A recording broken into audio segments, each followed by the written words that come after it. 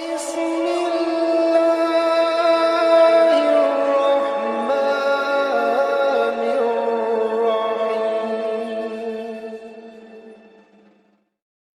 harus India, Pakistan, Bangladesh? Karena dakwah ini memang kekuatannya itu di tangan orang India. Yang mengislamkan kita ini orang India. Yang menghindukan kita dulu orang India. Yang membudakan kita dulu orang apa? India juga. Memang orang India ini terkenal sebagai dai sudah ribuan tahun. Waktu Indonesia masih pelbegu, yang bawa agama Hindu kemari siapa? Orang India. Yang bawa agama Buddha kemari siapa? Orang India. Yang bawa Islam kemari siapa? Orang India juga. Memang mereka itu dai. Kalau ke Saudi nggak bisa, mau belajar dakwah ke Saudi mana bisa? Itikaf di masjid aja diusir di Saudi. Nggak bisa. Ceramah di Saudi nggak dikasih izin. Ceramah begini nggak dikasih izin di Saudi. Kecuali ada SIM, surat izin mendakwah. Makanya ke India, Pakistan, Bangladesh, meskipun negara itu bukan negara Islam di India itu, tapi saya pernah di sana keliling, di mana-mana saya ceramah nggak muat masjid sampai jalan raya ditutup. Ada ulama dari Indonesia tutup jalan raya. Begitu, dan saya nggak terjemah langsung bahasa Inggris saja saya di sana, tidak diterjemah. Makanya belajar dakwah itu di India, Pakistan, Bangladesh. Di sana itu merdeka kita dakwah. Apalagi Bangladesh itu punya kelebihan ya. Kita itu selama di Bangladesh nggak masak, nggak nyuci. Yang nyucikan baju kita jemaah orang kampung, yang ngasih makan kita jemaah orang kampung. Kita nggak keluar uang. Bahkan orang miskin gadai sepatu supaya bisa ngasih makan kita. Menggadaikan sepatu supaya bisa ngasih makan kita. Dakwah, aduh, saya pernah mendatangi orang Bangladesh. Disuruh dia keluar, sudah tercatat namanya, mau keluar setahun ke Prancis. Itu perlu $3.000. Wah, banyak $3.000, bukan sedikit. Saya suruh datengin, ya udah datengin. Ajak terus ambil tasnya. Sebab dalam minggu ini dia sudah berangkat. Ya, saya datanglah sama penunjuk jalan. Jauh rumahnya di tengah sawah. Di tengah sawah. Mana rumahnya? Itu, udah dekat. Ada gubuk di tengah-tengah sawah. Lantainya tanah, dindingnya itu kayu kerbau, atapnya itu daun batang padi. Aduh, assalamualaikum, waalaikumsalam. Diangkat pintunya, pintunya dari bambu diangkat. Aduh, lebih cakep itu kandang ayam saya. Dari besi, dilas. Masa Allah, saking sayangnya sama ayam, kandang ayam saya itu dilas dari besi. Saya penggemar ayam. Diangkat engselnya nggak ada. Mehman, kamu udah silakan duduk, kasih minum, duduk. Di lantainya itu digelar, lantainya tanah, digelar pakai karung. Kalau dulu namanya goni karung. Duduk, kasih minum. Terus yang nunjukin jalan itu dalilnya, ikut saya. Ngomong.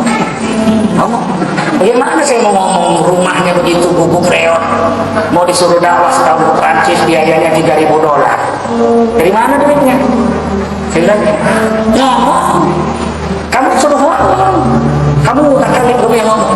Akhirnya saya ngomong, my brother, Amar Mansur Khaznain.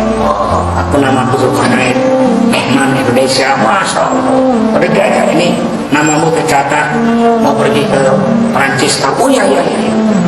Dalam minggu ini kita sudah berangkat, dia harus pulang. Sekarang siap-siap pakai. Oh iya. Dia masuk ke dalam, terus nggak lama keluar dari bawah tabir itu tas bodol. Tasnya aja jelek. Kalau tas di rumah saya itu tas berkurang lah, saya bilang. Keluar. Habis itu dia nangis dan nangis sama istrinya. Terus keluar, oke, ayo kita berangkat. Ini biaya $3.000. Oh ya, ini duitnya. Udah ada $3.000. Dikasih ke saya, oh ya, mari saya angkat. Itu sambil mikul tas itu, saya sambil jalan nangis. Ya Allah, rumah reot lebih cantik kadang-kadang kayak kandang ayam saya. Lagi dia dakwah ke Prancis 1 tahun, duitnya $3.000. Maka kita disuruh belajar di sana, belajar sifat. Kalau alim kita, kalau bicara agama lebih hebat kita, tapi amal agama kita malu banget. Saya di New York nginap di hotel Indonesia di Masjid Indonesia Al-Hikmah, Masjid Indonesia yang dibangun Pak Harto dari dana abadi Muslim Pancasila. Saya tidur situ, ada kamar. Salju tinggi orang Pak, salju masya Allah tinggi. Saya kesana masih musim dingin, es masih ada. Subuh saya pikir ini yang sholat paling lain 2 orang 3 orang sholat subuh, ternyata dapat 3 sofa, semuanya orang Bangladesh. Orang Indonesia hanya 1 yang megang kunci.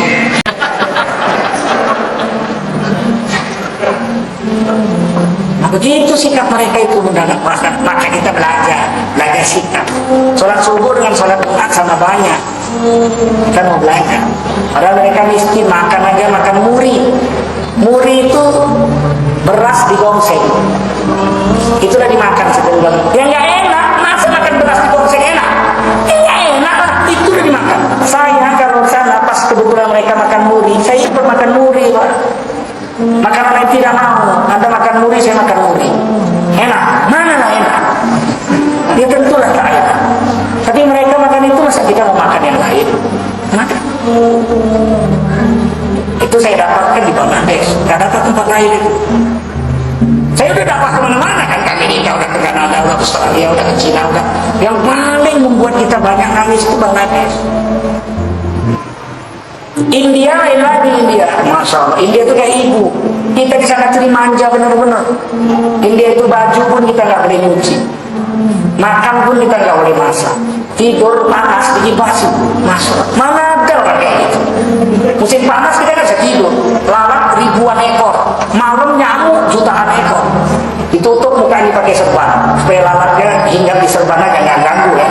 Jadi kalau dihinggap di lalat nggak bisa tidur, itu pakai serban tipis. Lalat itu di serban itu hitam saking banyak. Kita nggak bisa tidur, panasnya bukan main, 50 derajat Celcius.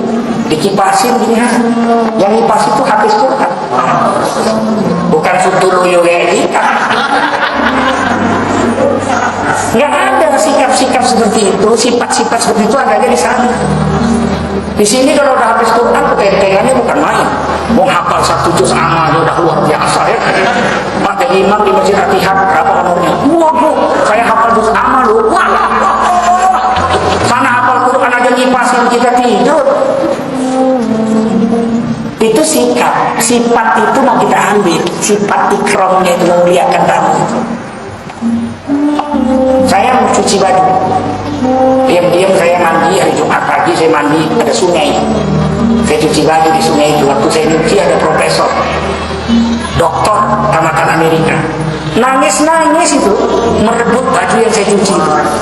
Profesor, doktor, dosen, nangis-nangis, jangan cuci, masya Allah, don't you wash this is my turn to wash. Saya bilang no problem, saya dari kecil juga gak nyuci.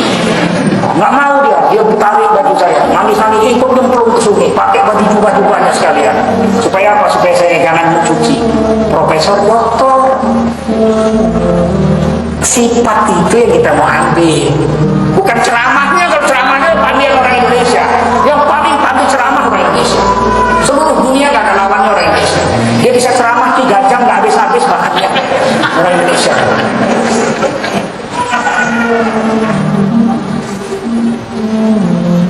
Pakistan lain lagi. Pakistan itu agama itu dipaksa, itu sifat nggak ada tempat lain. Kalau kita ngajak orang ke masjid jauh lah, tok, assalamualaikum, waalaikumsalam. Kami dari Indonesia, kamu, marilah kita ke masjid sebentar lagi akan ada sholat maghrib dan ada ceramah tentang iman dan amal soleh. Itu dalilnya itu. Sekarang pakai lagi, kalau nggak dipukul pun nanti. Mau begitu? Saya bilang apa? Tenang aja, tunggu, ayo cepat. Kalau pintunya kan dari besi itu di sana, pintu besi. Digedor-gedor nggak dibuka, ditendang pakai kaki. Sudah, weh, buka. Begitu Pakistan. Ayo, kau sekarang pakai baju.